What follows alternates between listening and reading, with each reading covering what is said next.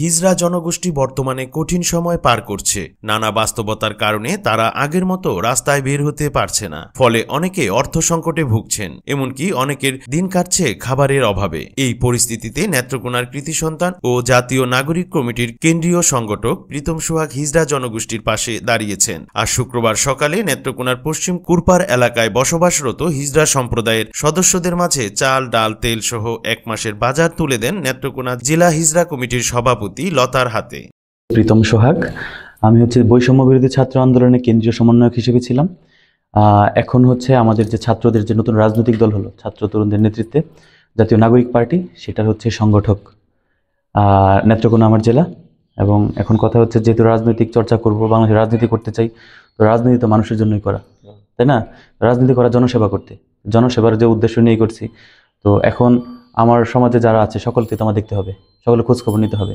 তো আমি শুরুতেই মনে করেছি যে যাদের খোঁজ নিতে হবে তার মধ্যে আপনারাও শুরুর প্রথম দিকেরই একজন।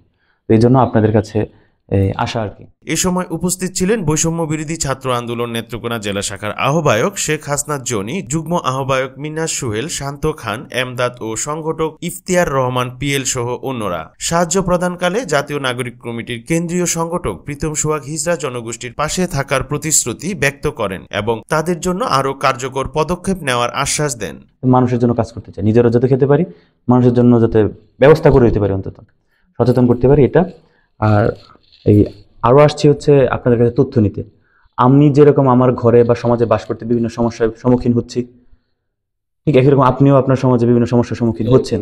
সামনের দিনগুলোতে যেন এই সকল সমস্যায় আপনি না পড়েন এবং এই সমস্যাগুলো যেন আপনি নিজে মোকাবেলা করতে পারেন, আমরাও যেন আপনার পাশে থেকে ভাই হিসেবে আপনাদের সাপোর্ট করতে পারি। চেষ্টা করবো পুরো নেত্রকোনা যারা এই সম্প্রদায়ের মানুষ যারা আছে সবারই খোঁজ খবর রাখা। এবং আমরা যেহেতু ছাত্র, আমাদের ওইভাবে আর্থিক অবস্থা ওইভাবে নাই, তো সরকার থেকে যা নেওয়া যায় ওইভাবেও আমরা চেষ্টা করবো সরকার থেকে কিছু নিয়ে আপনাদেরকে দেওয়ার জন্য আর কি।